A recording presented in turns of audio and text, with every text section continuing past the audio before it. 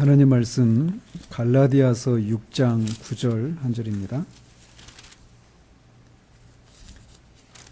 갈라디아서 6장 9절 한 절 같이 읽겠습니다. 우리가 선을 행하되 낙심하지 말지니 포기하지 아니하면 때가 이름에 거두리라. 아멘.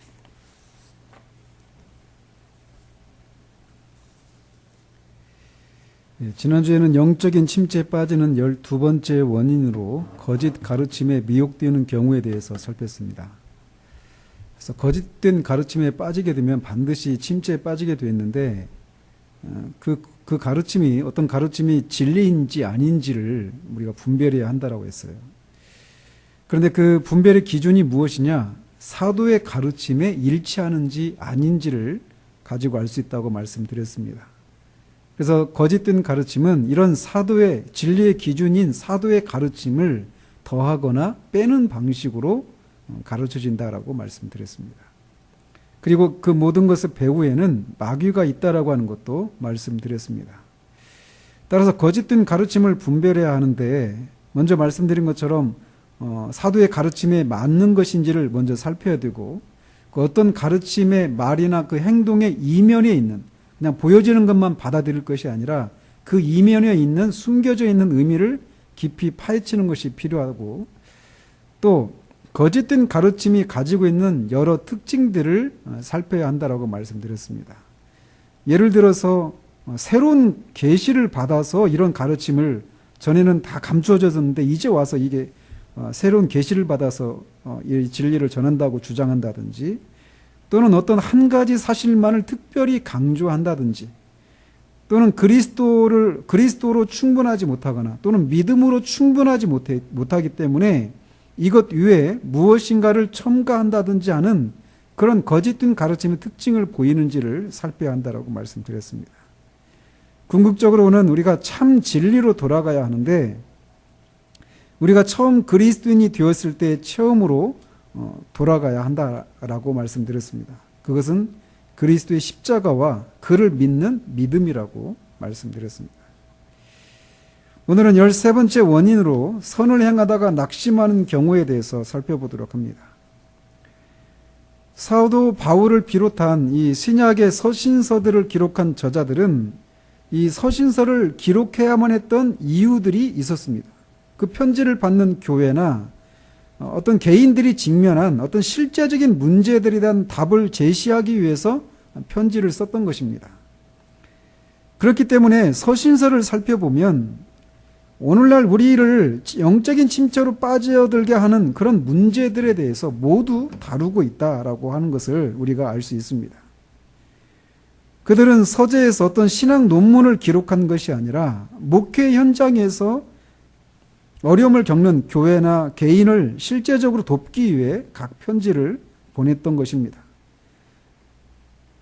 그리고 그 내용들을 살펴보면 오늘날 우리가 영적인 침체에 빠지게 되는 여러 가지 원인들을 모두 다루고 있습니다. 그런데 영적인 침체라고 하는 이 병이 나타나는 양상들은 매우 다양하지만 그 근본적인 원인에는 마귀가 있습니다. 마귀의 목적은 어떤 식으로든지 우리 그리스도인들로 하여금 구원의 감격과 은혜를 누리지 못하게 해서 우리 어깨를 축 늘어뜨리고 손과 발에 힘이 빠지게 해서 그리스도인의 삶을 억지로 힘겹게 하도록 만드는 것에 있습니다. 이것을 위해서 마귀는 다양한 방법을 동원합니다. 지난주에는 거짓 가르침에 미혹된 경우에 대해서 살폈다면 오늘 우리가 살펴보려고 하는 이런 주제는 거짓 가르침과는 전혀 상관이 없는 경우입니다. 분명히 옳은 방향을 향해서 옳은 길을 가고 있는데도 손과 발을 늘어뜨리게 되는 경우가 오늘 우리가 살펴보려고 하는 경우예요. 로이 존스는 이것을 중년기의 위험이라고 말을 합니다. 오늘 이 자리에 계신 분들도 공교롭게 모두 중년기에 이른 분들인데 이 시기에 이르면 우리가 청년기 때 어떤 활력과 탄력이 없어지고 활동도 느려지고 청년기에 비해서 맥이 빠진 그런 우리들의 모습을 발견하게 됩니다.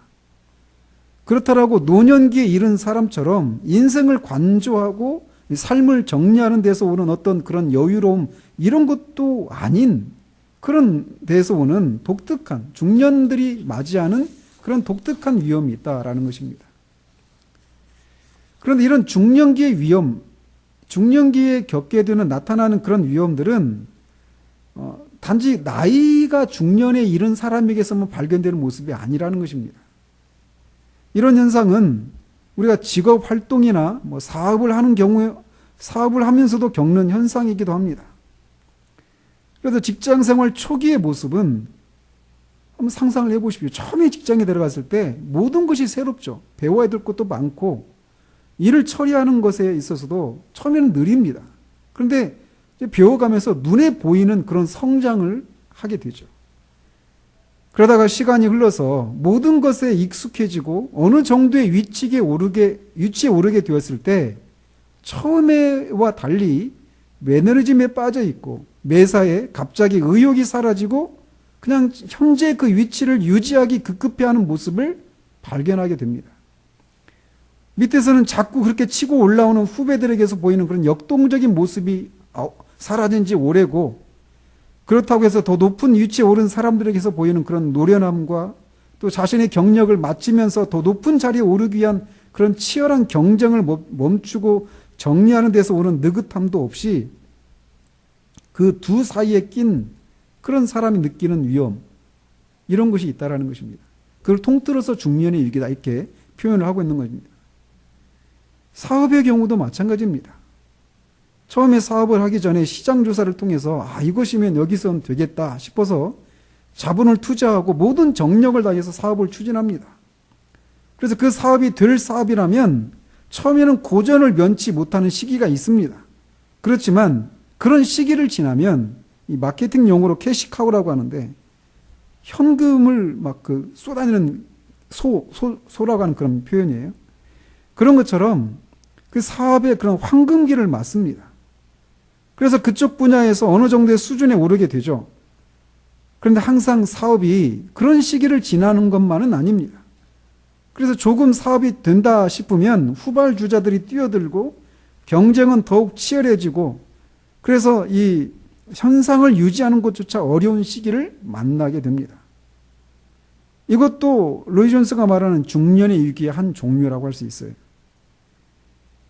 이런 식으로 우리는 삶의 다양한 그런 자리에서 항상 어느 정도의 수준에 이르렀는데 더 이상 성장이 없이 현상을 유지하는 것조차 힘들어하면서 겪는 위기를 다양한 삶의 자리에서 겪게 됩니다.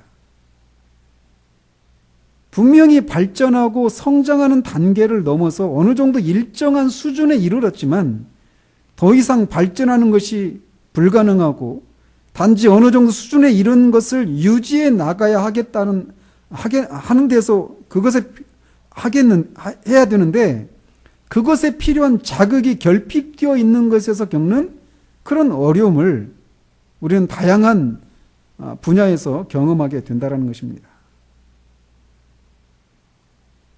이렇게 중년의 위기라고 하는 것을 우리는 자연적인 삶 속에서 다양하게 경험하게 됩니다. 그런데 영적인 영역에서도 이런 위기를 만난다라는 것입니다. 오늘 하려는 이야기가 바로 이것이에요. 그리고 공교롭게도 우리는 이것이 무엇인지를 잘 압니다.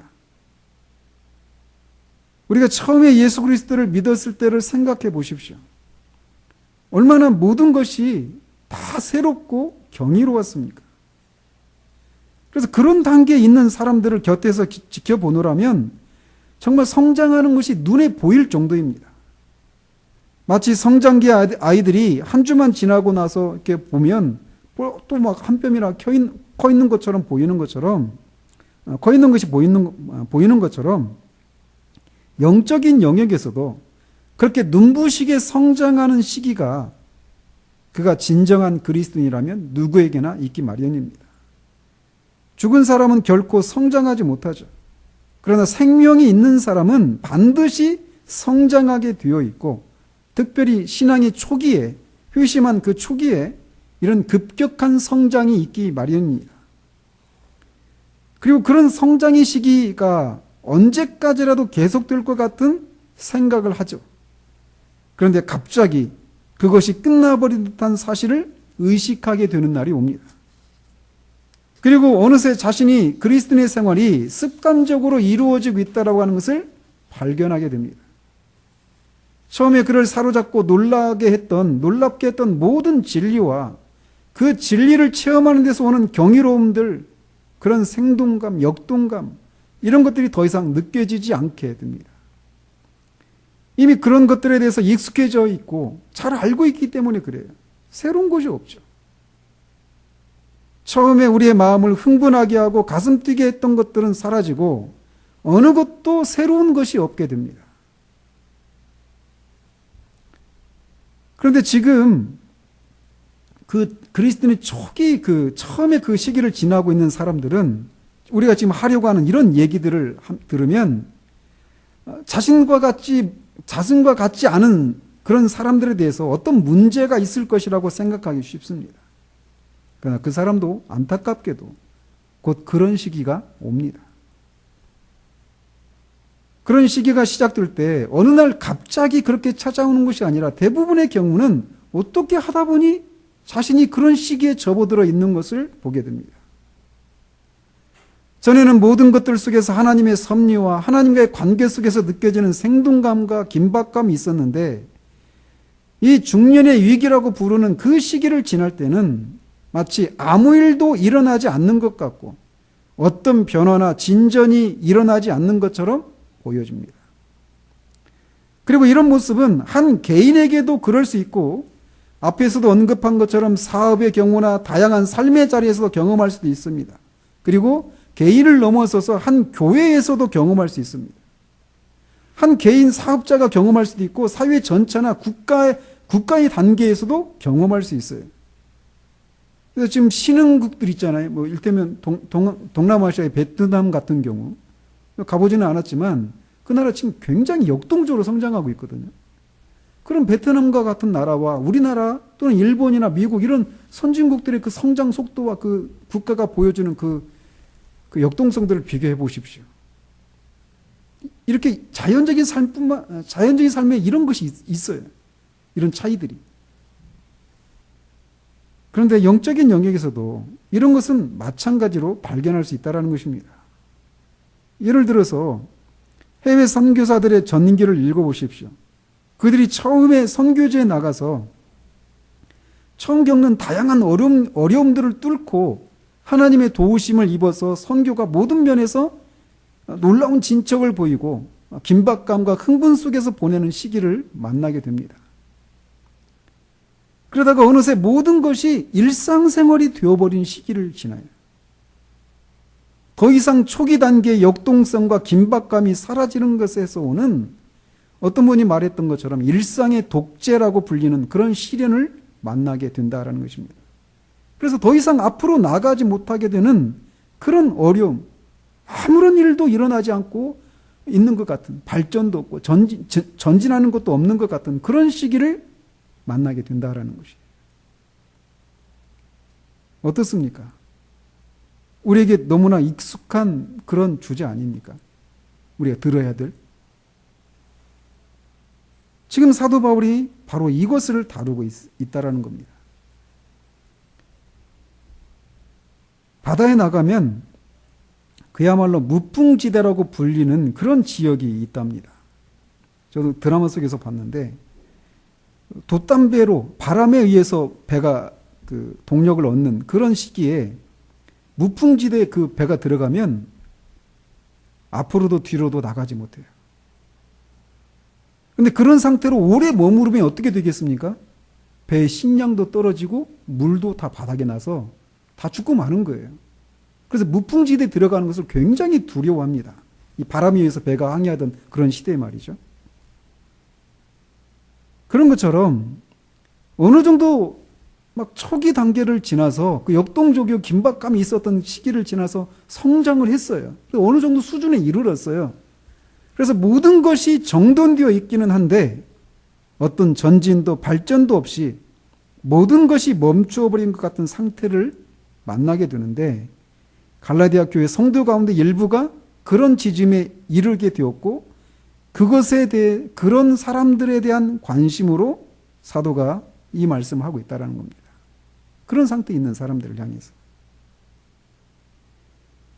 지금 사도의 관심을 받고 있는 사람은 일을 하다가 완전히 나가 떨어진, 소위 영어로 번아웃이라고 하는데, 그런 상태에 있는 사람들이 아니라 선을 행하다가 낙심하지 말라라고 하는 말에서 알 수 있듯이 여전히 선을 행하고는 있어요. 선을 행하고는 있지만 번아웃 되었다고 할 정도로 지쳐 있는 사람들입니다. 어때? 귀가 솔깃하지 않아요? 그렇다면 이런 상태에 있는 사람들은 무엇을 어떻게 해야 하는가라는 겁니다. 이것에 대한 답을 제시하면서 로이 존스는 먼저 부정적인 대답으로 시작을 합니다. 그 항상 취하는 방식이죠. 영적인 침체에 빠지는 다양한 경우가 있는데 그는 말하기를 이 경우, 이런 이유로 영적인 침체에 빠지는 경우에서처럼 부정적인 대답이 중요한 의미를 가지는 경우가 없다라고 말을 합니다. 이런 상태에 이르렀을 때 선을 해가다가 낙심해서 피곤하고 지쳐서 거의 번아웃 된 것 같은, 완전히 나가 떨어진 것 같은, 실제로 나가 떨어진 건 아니지만 나가 떨어진 것 같은 그런 상태 가운데 있는 사람들에게 그 상태에서 벗어나기 위한 그 답을 제시할 때 그들이 먼저 적극적으로 무엇을 하는 것보다 더 중요한 것은 지금부터 말하려고 하는 것처럼 부정적인 대답들을 기억하고 그것에 따르는 것이 중요하다라는 것입니다. 우리가 이런 상태에 이르게 되면 우리는 우리 주변에서 그리고 우리 안에서 들려오는 한 목소리를 듣게 됩니다. 그것은 이제 해볼 만큼 해봤고 너는 충분히 지쳤으니까 그만두라는 소리입니다.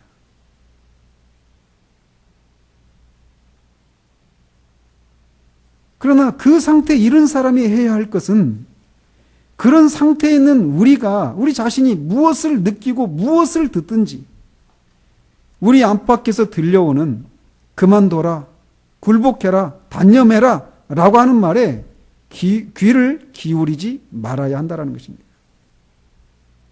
첫 번째 우리가 기억해야 될 부정적인 대답이 그거예요. 그 우리 안팎에서 들려오는 그만두라, 충분히 지쳤으니까 굴복해라, 단념해라 라고 하는 소리에 귀를 기울이지 말아야 한다는 것입니다. 이 단계에 이르면 현상을 유지하는 것조차 힘들기 때문에 그만두고 싶고 굴복하고 단념하고 싶은 마음이 일어나기 마련입니다. 그러나 그때 취할 것은 그 소리에 귀를 기울이지 말고 무슨 일이 생겨도 나는 계속하겠다라고 하는 것이 필요하다라는 거예요. 그만두거나 단념하지 말아야 합니다. 그래서 여기서 먼저 말하는 게 그거예요. 포기하지 말라는 거예요. 우리 안팎에서 들리는 소리를 귀를 기울이지 말아야 돼요. 이 단계에 이르면 어떤 일들이 일어나냐면요. 우리가 전에 경험했던 게 진짜인가? 이런 회의도 밀려옵니다. 그 어떤 그 진리를 경험했을 때 우리가 막 그 누렸던 그 삶의 환희와 그런 역동성, 생동감 이런 것들이 꿈결처럼 느껴지고 그게 진짜였나? 진짜 체험이었나? 성령이 주시는 체험이었나? 이런 회의들이 밀려오게 돼요. 그래서 더 우리를 피곤하게 하고 낙심케 하고 모든 것을 포기하고 싶은 마음을 불러일으킨다는 것입니다. 그러나 첫 번째로 우리가 취해야 될 것은 그 소리에 귀를 기울이지 않는 거예요. 그런데 그 중년의 위기라고 불리는 그 단계에 이르렀을 때 빠지는 위험은 포기해라 라고 하는 그것이 전부가 아니라는 것입니다. 그 소리가 들려오는 것이 전부가 아니라는 것이에요. 그런 단계에 이르렀을 때 더 큰 위험이 있는데 그것은 뭐냐면 그만두거나 단념하지는 않지만 그 현 상태 스스로 체험하면서 활기와 희망을 잃어버린 채 하던 일을 계속하는 거예요. 즉 그래, 난 전에 가지고 있었던 그것, 즉 생동감과 긴박감과 역동성을 잃어버렸다. 그리고 다시는 그것을 되찾지 못할 것이 뻔하다. 하지만 포기하지 않고 계속 나갈 것이다. 충성스럽게 계속 이 길을 가겠다. 왜냐하면 이것이 내게 맡겨진 의무이니까. 난 전에 맛보던 즐거움을 잃어버렸다. 그리고 그것은 이제 떠나가 버렸다. 영원히 가버린 것이 분명하다. 나는 그저 이젠 참아나가야 할 것뿐이다. 나는 내 운명에 내 몸을 맡기겠다. 포기하는 자가 되지는 않겠다. 뒤돌아가지도 않고 계속 나갈 것이다. 비록 마음은 낙심되는 느낌뿐이고 어깨는 축 늘어져 있고 전과 같이 희망차게 걸어가지는 못한다 하더라도 나는 최선을 다해서 계속 나가리라 라고 말하는 것과 같은 그런 위험이 바로 이것이라는 거예요. 이것은 인내하며 나아간다라고 말은 하지만 사실은 체념하고 있는 정신이라는 것입니다. 그리고 그 위험이 가장 큰 위험이라고 로이 존스는 말해요. 이런 상태는 다시 말씀드리지만 영적인 영역에서뿐만 아니라 모든 관계와 사업과 우리가 경험하는 모든 일들 속에서 흔히 발견할 수 있는 모습입니다. 한마디로 그냥 완전히 그만둔 건 아니지만 희망을 접어버리고 그냥 꾹 참고 가는 거예요. 한마디로 끝내버리는 것은 아니지만 포기하고 현상만 유지하고 사는 것이 바로 이런 상태라는 것입니다. 좋은 날은 가버렸고 다시는 그런 날이 돌아오지 않을 것이다. 그렇지만 나는 계속 이 길을 가겠다.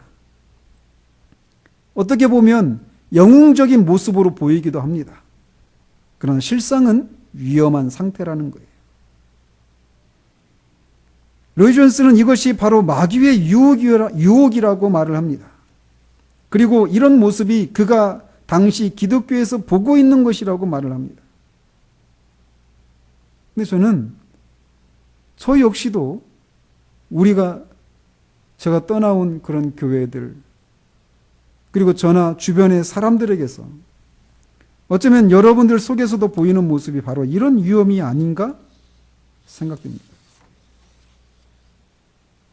말씀드리고 싶은 것은 우리가 그런 상태에 이르렀을 때 포기하지는 않지만 그렇다고 어떤 희망이나 생동감이나 역동성을 회복할 것을 기대하지 않은 채 그냥 그 현상을 스스로 받아들이고 체념하고 인내한다는 명목 아래 축 처진 채 어깨와 손과 발을 늘어뜨린 채 이를 앙다물고 견디면서 겨우겨우 가는 것을 경계해야 한다라는 것입니다. 세 번째로 이런 단계에 이르렀을 때 우리가 주의해야 할 것은 인위적인 자극을 찾아가서는 안 된다라는 것입니다. 예를 들어 연예인들이 인기의 정점에 이르렀을 때 그것을 유지하는 데서 오는 그런 피로함을 견디기 위해서 술이나 마약과 같은 새로운 자극을 찾는 것과 같은 경우죠. 사업의 경우에도 마찬가지고 부부 사이에서도 마찬가지고 모든 자연적인 삶에서 우리는 우르사와 같은 삶의 강장제들을 찾는 시기가 바로 이 시기라는 거예요. 마찬가지로 교회나 그리스도인 개인도 이런 시기에 이르렀을 때 빠질 위험이 바로 이것입니다. 저는 목사들의 일탈이, 저를 포함한 목사들의 일탈이 바로 이 시기에 가장 많이 발견하게 된다라고 생각해요. 선을 해가다가 낙심했을 때. 이 위험에서 말씀드린 것처럼 저도 예외가 아닙니다. 그래서 일상적인 목회나 경건 생활의 틀을 벗고 뭔가 새롭고 활동적인 일거리를 만들어서 영적인 피로함이 찌든 교회와 성도들에게 새로운 자극을 주기 위해 인위적인 어떤 것을 마련하거나 스스로 찾아가는 것이 바로 이런 것들에 해당이 되는 거예요.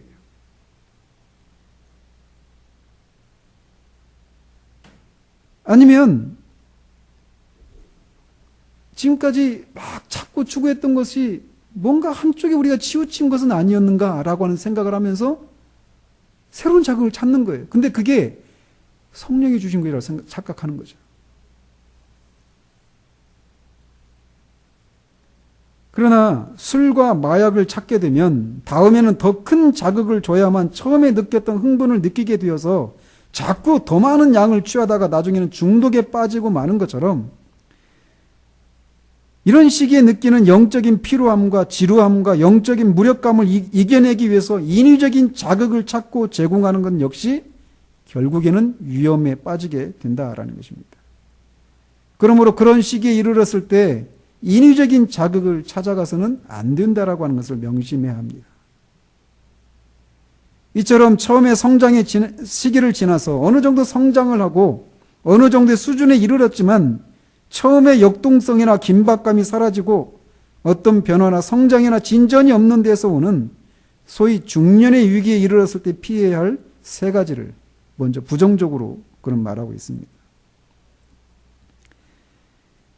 그렇다면 이런 시기에 우리가 취해야 할 적극적인 것은 무엇일까요? 그런 말하기를 처음에 우리가 해야 될 일은 우리 자신을 검토해 보는 것이라고 말을 합니다. 그런 시기에 이르렀을 때 포기해버리거나 체념하듯 받아들이지 말아야 하고 새로운 인위적인 자극을 찾아가지 말아야 할 뿐만 아니라 가만히 앉아서 글쎄 왜 내가 이렇게 지쳐있지? 분명히 원인이 있을 텐데 그게 뭘까라고 우리 스스로에게 물어야 한다라는 거예요. 우리의 문제는 답이 없어서가 아니라 질문하지 않기 때문입니다. 이런 영적인 무풍지대를 벗어나기 위해서 무엇인가를 하기 전에 우리는 이렇게 질문을 던지면서 왜 내가 이렇게 지쳤고 어쩌다가 이런 상태에 이르게 되었는지 스스로에게 물어야 합니다.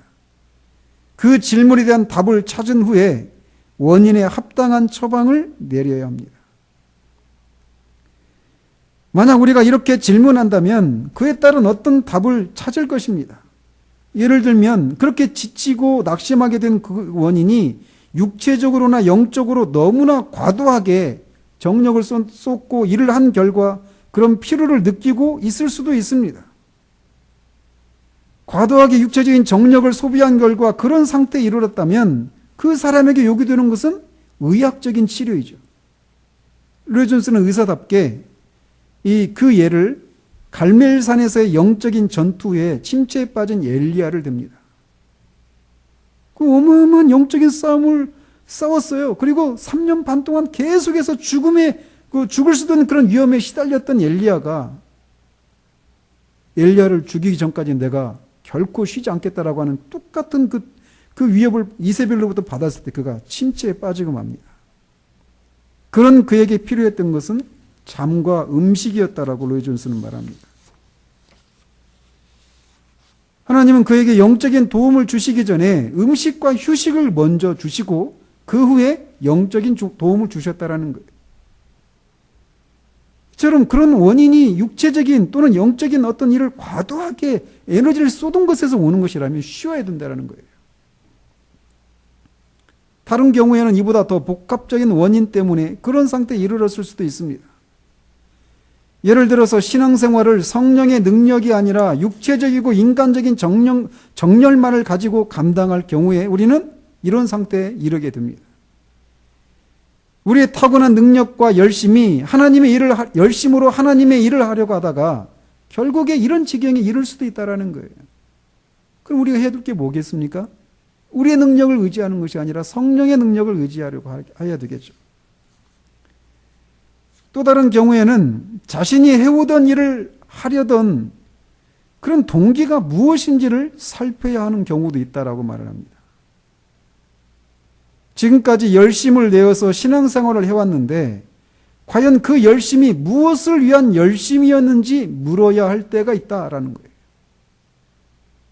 처음에는 기쁨으로 감당했던 일들이 무거운 의무감으로만 다가오고 있다면 다양한 신앙 행위들을 하게 된 목적이 무엇이었는지, 동기가 무엇인지 물어야 한다라는 거예요. 교회를 섬기고 하나님의 일들을 수행하고 개인적인 경건 생활을 하는 동기가 단순한 호기심과 모험심에 세운 것은 아닌지, 그런 것을 하는 데서 오는 기쁨이 목적은 아니었는지를 물어야 합니다. 그래서 갑자기 잘 해오다가 갑자기 그런 것을 행하는 데서 오는 기쁨이 사라지자 해오던 일들이 무겁게 느껴진다면 우리의 동기를 물어야 돼요. 혹은 자아를 만족시키기 위한 것은 아니었는지도 물어야 합니다.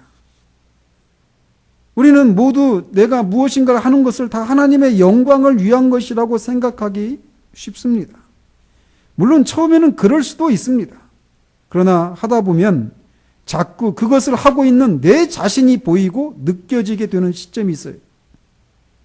그런 어려운 일을 해내는 내 자신을 대견하게 생각하고 뿌듯하게 생각하면서 그런 일을 하는 나 자신에 대해 사람들이 알아주고 칭찬해 주기를 은근히 바라는 그런 때가 있다는 것이죠. 제가 이렇게 모질게 말씀드리는 것은 저 안에서도 수없이 발견되는 모습이기 때문에 그렇습니다. 그런데 그런 것이 뜻대로 안 될 때 갑자기 일에 대한 의욕을 잃고 시들해져서 모든 것이 무겁게만 다가올 수 있습니다. 이 단계에서 어떤 사람은 앞에서 말했듯이 해오던 것을 포기하기도 합니다. 어떤 사람은 포기는 하지 않지만 그냥 체념한 채 현실을 어떤 희망이나 생동감을 기대하지 않고 탕자의 비유에 나오는 큰 형처럼 살아갑니다. 큰 아들처럼. 그러므로 그런 단계에서 우리가 물어야 할 질문은 내가 이 일들을 하는 동기가 혹시 자아를 만족시키기 위함은 아닌지 물어야 할 때도 있다는 것이에요. 진실에 직면하는 것은 언제나 고통스러운 일입니다. 그러나 그렇지 않으면 치유도 없어요. 마지막으로 우리가 물어야 할 질문은 혹시 지금까지 해오던 일이 우리 자신의 삶을 이끌어오던 것은 아닌지 물어야 합니다. 다시 말씀드리면 우리가 행하는 어떤 신앙 행위나 삶을 우리가 주체적으로 하는 것이 아니라 그런 행위들이 우리의 삶을 이끌어가는 것은 아니었는지를 뒤돌아보아야 한다는 거예요. 예를 들어서 역동적으로 활동하던 사람이 갑자기 병이 들거나 나이가 들어서 그런 활동을 그만두어야 할 때 침체에 빠지게 된다면 그것은 그 사람이 주체적으로 그런 활동을 해나간 것이 아니라 그런 활동들이 그를 이끌어왔다라고 할 수 있어요. 이것은 말씀드린 것처럼 우리의 다양한 삶에 적용할 수 있습니다. 그리고 신앙의 영역에서도 마찬가지예요.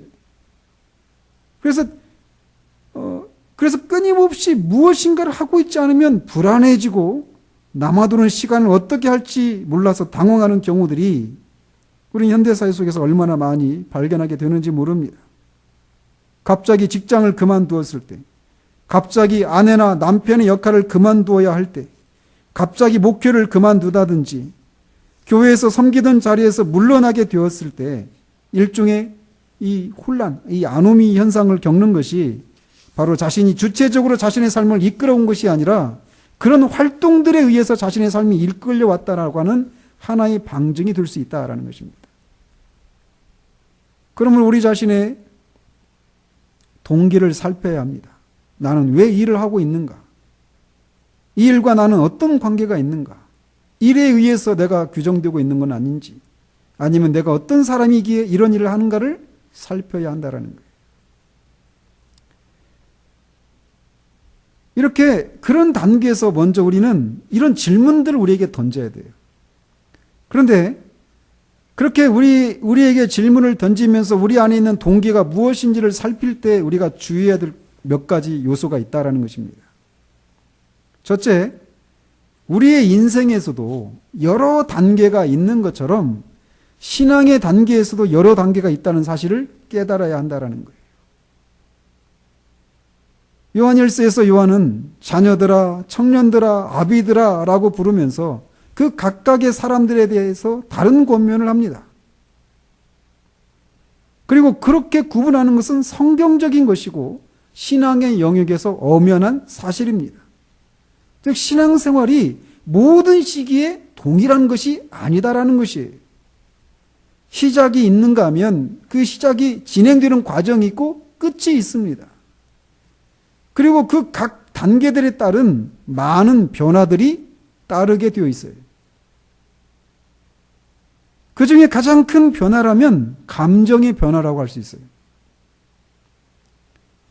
특히 우리가 회심하고 얼마 지나지 않은 초심자의 시절에 우리에게 이 신앙 감정은 너무나 생생하고 뚜렷하게 다가옵니다. 만약 그게 없다면 성령의 역사에 의해서 주어진 것이 아니죠. 그런데 우리는 이 감정이 항상 있을 것을 기대합니다.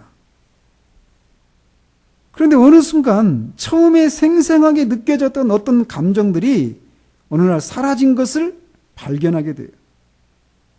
그럴 때 우리는 무기력해지게 됩니다.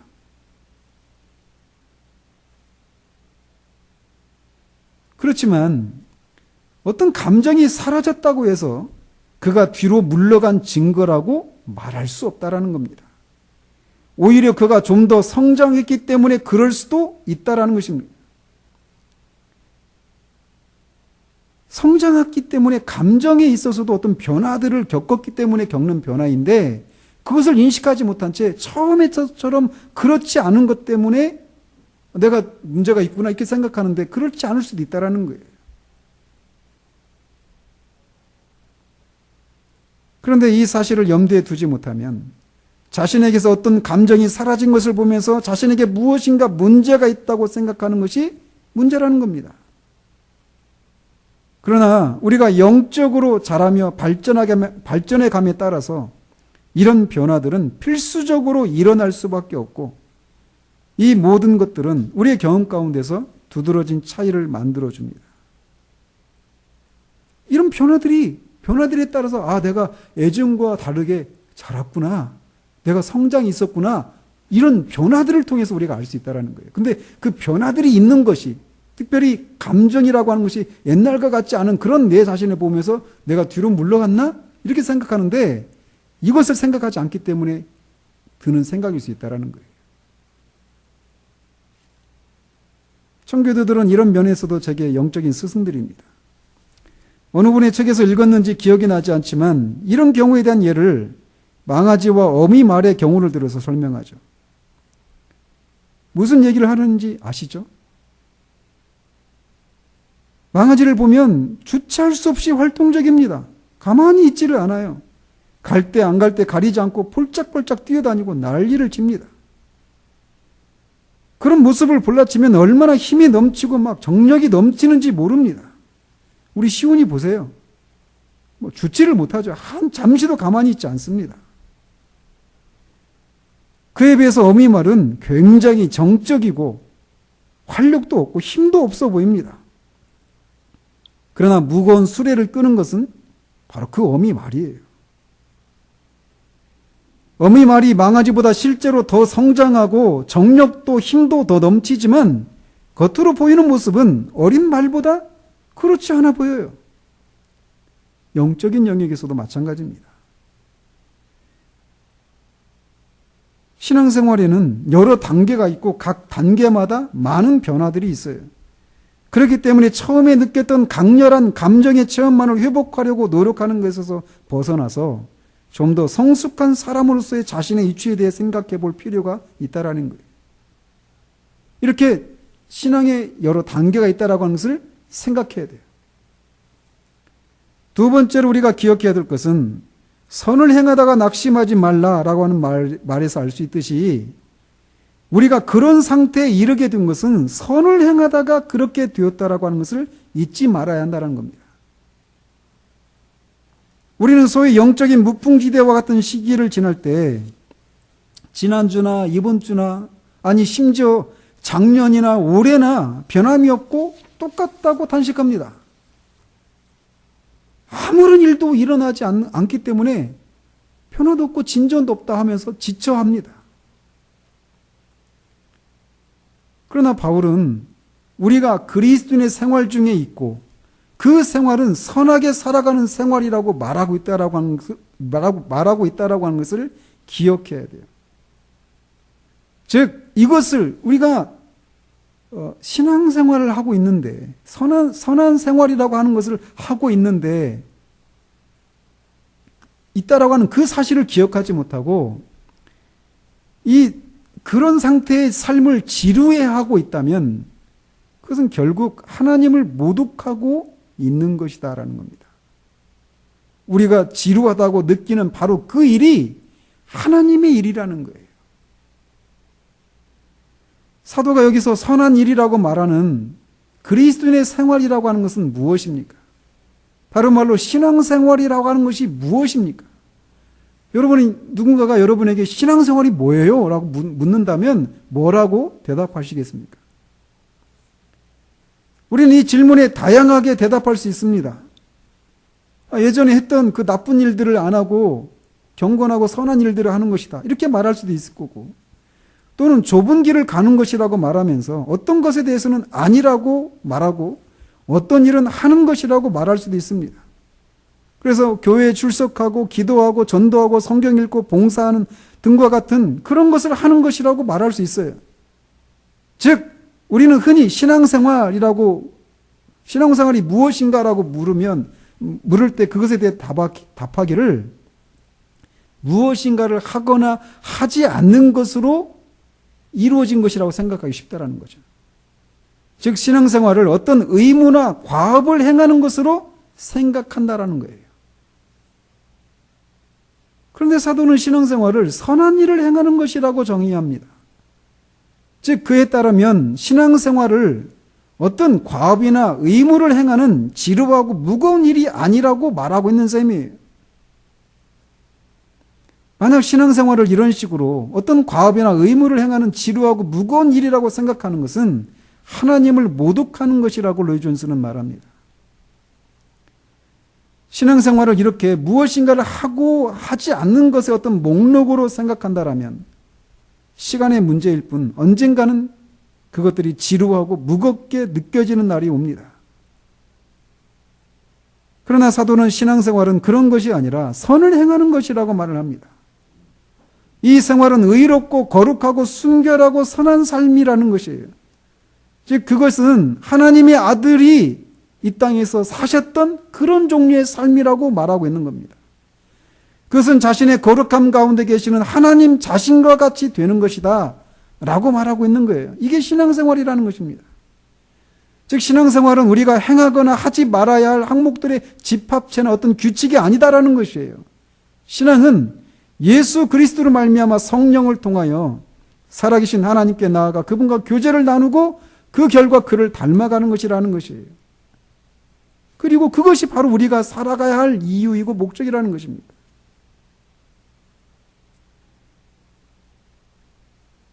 그런데 우리가 어떻게 이런 삶을 살게 되었는가라는 겁니다. 우리가 어떻게 넓은 길에 있다가 좁은 길로 들어와서 좁은 길로 행하는 삶을 살게 되었는가라는 거예요.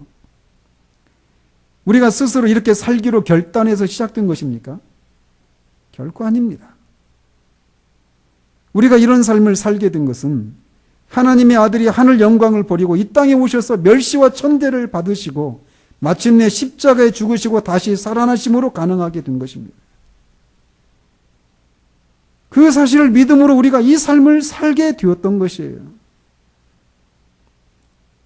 그렇다면 그가 그 영광을 버리고 이 땅에 오셔서 갖은 모욕과 멸시와 천대를 받으시면서 신앙생활이라고 하는 것은 무겁고 지루한 어떤 의무와 과업을 행하는 것이다라고 우리가 그렇게 생각한다면 주님이 오셔서 그것을 주시기 위해서 그런 희생을 치렀다는 말이 된다는 말이죠. 그래서 신앙생활은 그렇게 어떤 의무나 과업을 무겁고 지루하게 느끼면서 행하는 것이라고 생각하는 것은 주님을 향한 모독이라는 것이라고 말을 하는 것입니다.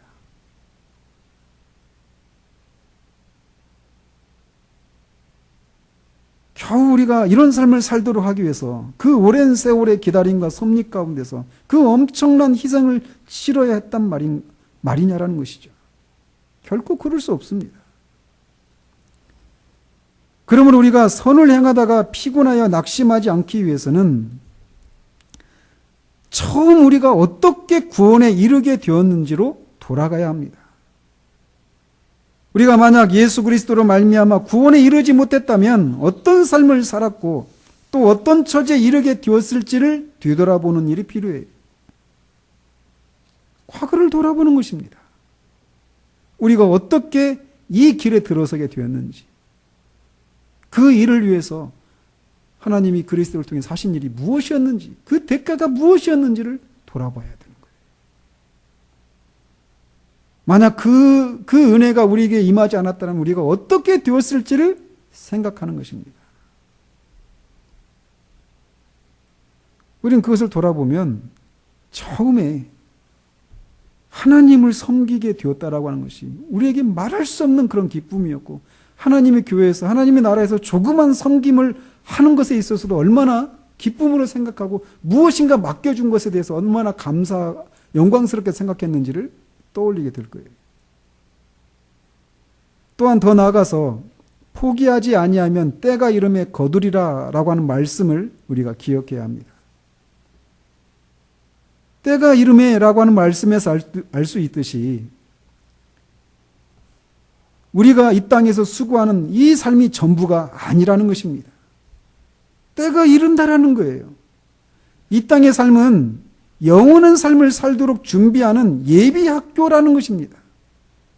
이 땅의 삶이 학교에 졸업하면 끝이 아니라는 것이에요. 우리는 영원한 세계에서의 기쁨을 겨우 맛보기로 맛보았을 뿐이라는 겁니다. 우리 앞에 우리의 생각을 뛰어넘는 영광이 기다리고 있다라고 하는 것을 기억해야 한다라는 거예요. 때가 이른다라는 것입니다. 그래서 하루를 시작할 때 오늘은 또 어떻게 하루를 버텨나가야 하는가, 이게 아니라 이제 그 영원한 세계에서 누리게 될 그 기쁨, 그 영혼을 향해서, 그 영원한 세계를 향해서 하루가 당겨졌구나라고 생각하며 하루를 맞이해야 합니다. 이 둘의 차이는 얼마나 차이가 큽니까? 위의 것을 추구해야 돼요. 우리 앞에 기다리는 영광을 바라보아야 합니다. 언제가 설교했듯이 과거를 돌아보고 미래를 바라봐야 하는 것이에요. 우리의 감정이 어떠하든지, 우리의 느낌이 어떠하든지 때가 이른다라는 것입니다. 포기하지 아니하면 거두는 날이 온다라는 것이에요. 그것이 이 땅에서 거두는 것일 수도 있지만 궁극적으로는 영원한 세계에서 주님이 맡겨주신 그 일들을 기쁨으로 감당하는 자들에게 약속된 복이 주어질 것이라는 것입니다. 또한 우리 주님이 이 땅을 어떻게 지나셨는지를 기억해야 합니다. 믿음의 주요 또 온전하게 하시는 이 예수를 바라보자. 그는 그 앞에 있는 기쁨을 위하여 십자가를 참으사 부끄러움을 개의치 아니하시더니 하나님 보좌 우편에 앉으셨느니라. 이런 주님의 뒤를 따라야 합니다. 우리 앞에 영광의 면류관이 기다리고 있습니다. 이렇게 처음으로 돌아가 예수 그리스도의 십자가를 바라보고 우리가 이 길에 들어선 것이 얼마나 큰 은혜인지 돌아보아야 합니다. 그렇기 때문에 우리의 삶을 무겁고 지루한 무엇으로 생각하며 불평하거나 영적인 태업, 사보타지를 범하는 것이 주님을 향한 모독이라고 하는 것을 기억하고 그런 우리를 혐오해야 합니다. 나아가 앞에 기다리는 영광을 바라보아야 합니다. 이것이 주님이 이 땅을 지나셨던 삶의 원리였다라는 거예요. 주님은 우리가 상상할 수 없는 모든 슬픔과 질고를 겪는 삶을 사셨지만 그 일을 무겁고 지루한 삶이라고 불평하거나 원망하거나 자신의 길을 억지로 끌려가지 않으셨습니다. 앞에 있는 영광을 생각하며 부끄러워하지 않으시고 십자가를 참으셨다가 지금은 하나님의 보좌 우편에 앉아 계십니다. 그러면 우리도 주님이 말씀하신 것처럼 날마다 우리를 부인하고 우리 십자가를 지고 주님의 뒤를 따라야 합니다. 우리가 선을 행하되 낙심하지 말지니 포기하지 아니하면 때가 이름에 거두리라. 기도하도록 하겠습니다.